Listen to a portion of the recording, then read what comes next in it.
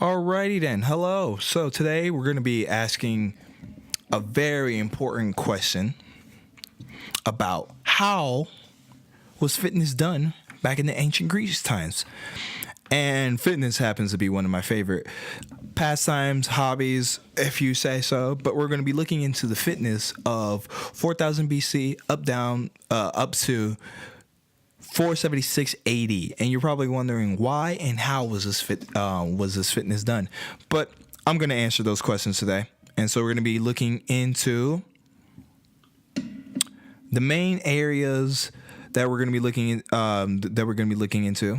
Are going to be Persia / Syria, Greece, along with Athens / Sparta. So our first location is going to be Persia. So Persia, they were some of the earliest recorded fitness regimes that they had around at this time, and so the military started these kids off at a young age, around 6 or so, and the training regimen was pretty much targeted towards hunting, marching, horseback riding, javelin throwing, and their main goal was to improve strength along with stamina. From here, I want you to think about two questions though. One, which time frame had the most effective workouts, and two, which time period had focused the best on each body part for the workouts and such like that. But that's to think about.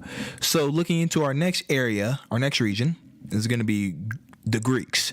The Greeks as a whole, they had the same idea that they wanted a type of body that was going to be ideal for everyone. So some of the areas of Greece did have different ideologies, but the main one that they drove home was exercise for the mind and music is for the soul. And this was widespread throughout Greece. Everyone wanted to focus on different parts of their body, and then we also have some of the city states. So that's going to be Athens and Sparta. Athens are, they're known for being the more intelligent type of city state, but then we have Sparta. Sparta was the one that focused the most on the working out and the rigorous programs that they had. Much of the games I'm going to be explaining into next slide focus on muscular strength along with endurance. So from here, they had the mind-body connection along with trying to become the best with their ideal body types, and this drove deep for both sexes too, so males and females. Going on, some of the main sports that they actually had, early example of one of these sports that I didn't list on here was a traditional ball sport called epikidros, and then that's going to be, sorry if I butchered it, but it's going to be a traditional ball sport mixed in with American football along with soccer. So this was a whole hodgepodge kind of deal. And then from here we have some of the sports that were actually included because they had the Greeks were some of the earliest to instate the multiple game tournaments, almost like the Olympics, starting off in 776 BC with the game of I forgot. Stallion. Stallion was a 200-meter sprint. Then that's pretty much just going to be a sprint around the course. And then we also had Pale and then Plamicion. So Pale was basically Greek-style wrestling, and then Plamicion,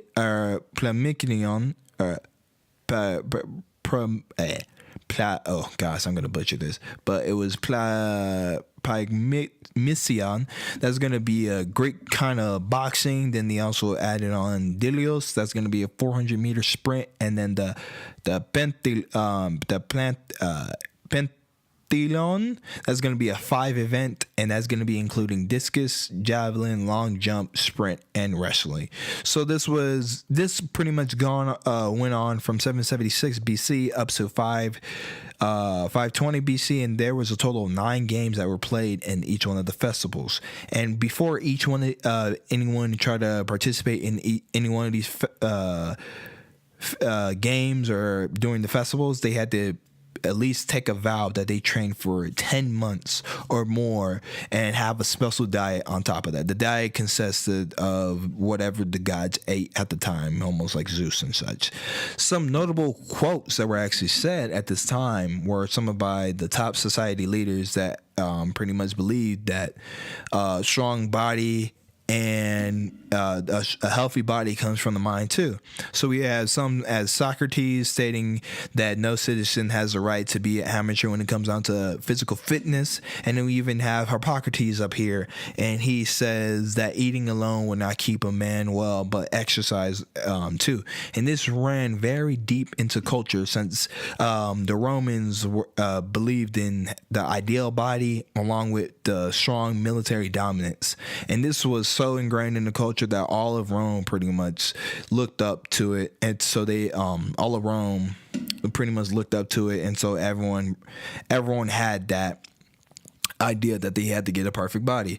And then from here we also look just briefly into the male and female social dynamic feature. And so the females, they were believed if they were strong that their offspring were going to be strong. So both males and females, they had to have that level of fitness because it ran so important into the culture. And so when we look further on into it, this kind of started the downfall of the Greeks. The Greeks, they did have many problems, but sometimes the main one that I'm going to be focusing on is going to be the perfect body, the ideals. So the idea of having a perfect body did shift away from the Greeks at a time, because they started moving towards more materialistic things. And I found that kind of sad, but every great culture has to fall at a time. But the Greeks and the Romans, they were some of the most fit people in history. So when I really look at it, I don't believe that there would be a more fit society for a long while than the Greeks were. And so when we go back and answer the questions, I do believe that the Greeks had some of the strongest and noteworthy fitness regimes, and they actually had some of the best programs because they had the most effective workouts, focusing on each body part for each sport, and then going on into trying to be their best self, connecting themselves with the mind and such.